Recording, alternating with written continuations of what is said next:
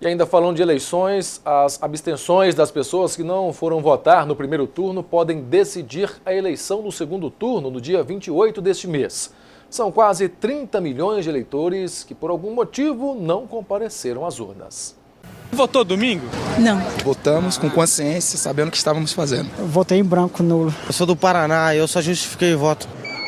A ausência de eleitores nas urnas no primeiro turno poderia ter feito a diferença para candidatos que não conseguiram passar para o segundo turno. Em São Paulo, por exemplo, a diferença entre os candidatos Márcio França e Paulo Scaff foi de quase 90 mil votos. Já as abstenções chegaram a mais de 7 milhões de votos, ou seja, 1/5 do eleitorado. A gente podia ter visto uma decisão ao contrário sobre quem iria para o segundo turno. Quer dizer, hoje foi o Márcio França, o atual governador, poderia ter perdido essa vaga.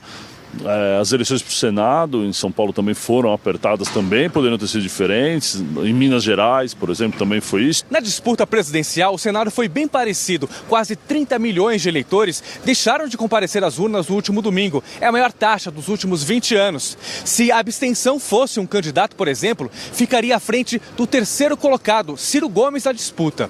A situação se agrava ainda mais se somarmos os votos nulos e em branco. São mais de 40 milhões de eleitores que simplesmente se excluíram no processo político. Eles só ficam atrás de Jair Bolsonaro, que teve 46% dos votos, com quase 50 milhões de eleitores.